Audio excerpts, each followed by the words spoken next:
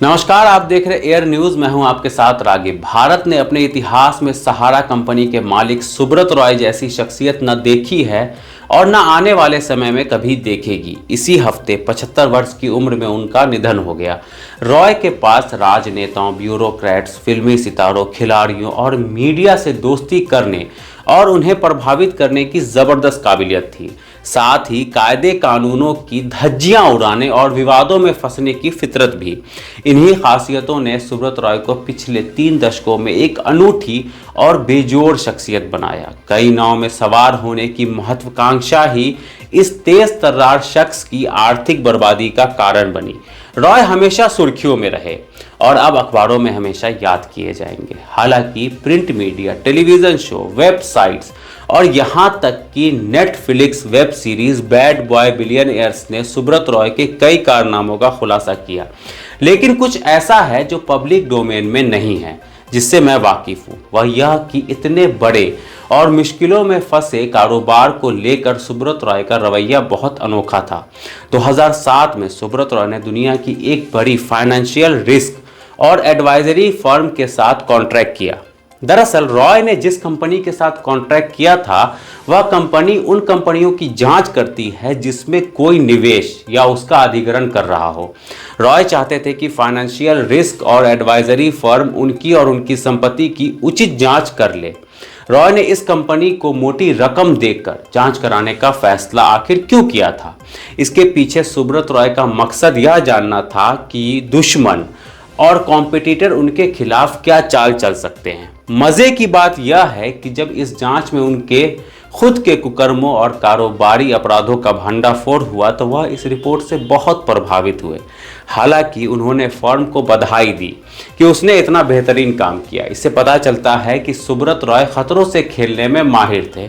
बेशक नियमों को ताक पर रखकर कारोबार करने और अपनी दौलत की नुमाइश करने में उन्हें मजा आता था, लेकिन फिर भी वह मूर्ख नहीं, काफी चतुर थे। 1980 के दशक से ही बार बार कानून तोड़ते हुए उन्होंने यह साम्राज्य खड़ा किया था। उनकी शुरुआत तब हुई थी जब मुंबई में रहने वाला उनका बॉस गोरखपुर यात्रा के दौरान रहस्यमय तरीके से मारा गया था और इसके बाद सहारा पर सुब्रत रॉय का कब्जा हो गया था। सत्ता के गलियारों में सुब्रत रॉय की जबरदस्त पहुंच थी। इसी के चलते वह फर्श से अर्श तक पहुंचने में लगभग अजेय हो गए। लेकिन 2007 में उन्हें एहसास हुआ कि आने वाला वक्त कहीं उनके लिए मुसीबत लेकर ना आए। अब सुब्रत रॉय को यह कैसे महसूस हुआ कि उनकी जड़ें खोदी जा सकती है, जिसके चलते उन्होंने एक टॉप इंटरनेशनल एजेंसी को अपनी जांच करने को कहा। भारतीय राजनीति में उनके 2 कट्टर दुश्मनों का उदय हो चुका था। दोनों महिलाएं थीं, कांग्रेस अध्यक्ष सोनिया गांधी और बीएसपी सुप्रीमो मायावती। एक के हाथ में केंद्र सरकार की बागडोर थी तो और दूसरी उत्तर प्रदेश की मुखिया थी, यानी कि उत्तर प्रदेश की मुख्यमंत्री थी, जहां सहारा का मुख्यालय था। मायावती 2007 में स्पष्ट बहुमत के साथ उत्तर प्रदेश में सत्ता में आई थी। बेशक सुब्रत रॉय अमीर, ताकतवर और ग्लैमरस लोगों को अपनी मुट्ठी में रखने में माहिर थे, लेकिन बदकिस्मती से सोनिया गांधी या मायावती पर उनका पैतरा काम नहीं कर रहा था।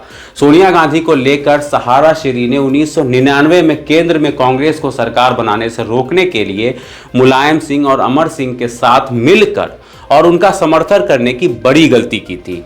रॉय की गलती तब और बड़ी बन गई जब उन्होंने वास्तव में भारत के राष्ट्रपति को पत्र लिखकर आग्रह किया कि विदेशी मूल के किसी व्यक्ति को देश का प्रधानमंत्री नहीं बनाना जाना चाहिए। जहां तक मायावती की बात है, वह रॉय को उस तिकड़ी का तीसरा सदस्य मुलायम सिंह यादव और अमर सिंह जैसे पुराने बैरियों के साथ मानती थी, जो उनके जानी दुश्मन थे। मुख्यमंत्री बनने के बाद सुब्रत रॉय ने बहन जी से यानी कि मायावती से मिलने की बार बार कोशिश की, लेकिन वह नाकामी ही उन्हें हाथ लगी। दोनों के बीच सुलह नहीं हो पाई, बल्कि बहन जी ने लखनऊ में विकास प्राधिकरण को सहारा सिटी के चलते कुछ हिस्सों पर बुलडोजर चलाने का आदेश भी दिया और साफ कर दिया कि यह आग ठंडी होने वाली नहीं है। वह हिस्सा सरकारी जमीन पर अतिक्रमण करके बनवाया गया था और पहले के अधिकारी आसानी से इस बात को नजरअंदाज कर देते थे। 2007 की जांच में सुब्रत रॉय की कारस्तानियों के जो पुलिंदे खुले, उन्होंने उनकी कंपनियों और खुद सुब्रत रॉय को मानो धर दबोचा। आखिर में 2014 में सुप्रीम कोर्ट के आदेश के बाद सुब्रत रॉय को गिरफ्तार कर लिया गया।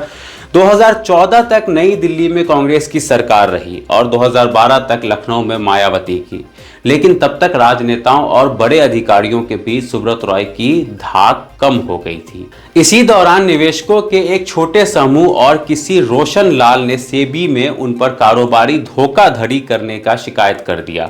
सुब्रत रॉय 2016 में पैरोल पर बाहर निकलने में कामयाब रहे। कुछ समय बाद वापस जेल चले गए और फिर पैरोल पर बाहर आ गए, लेकिन फिर भी कभी वापसी नहीं कर पाए।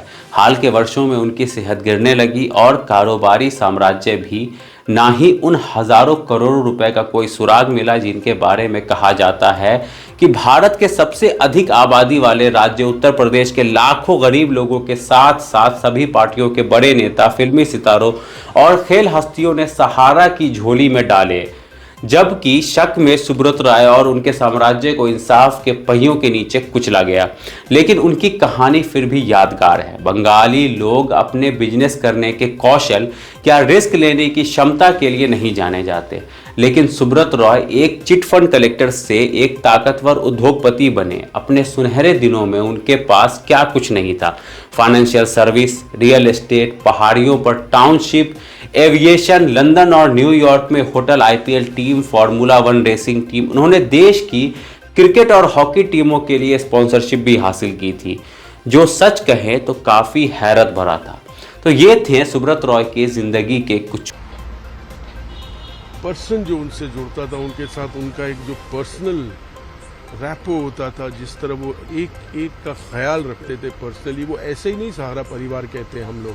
हम उस संस्था में 6-6 साल टॉप लेवल पे काम कर चुके हैं और आपको बता सकते हैं कि जब वो अपनी संस्था को एक परिवार कहते थे तो सच में एक परिवार की तरह चलाते थे। पल इस पर अपनी राय हमें कमेंट सेक्शन में ज़रूर दें। हमारे चैनल को लाइक करें, सब्सक्राइब करें, शेयर करें। शुक्रिया।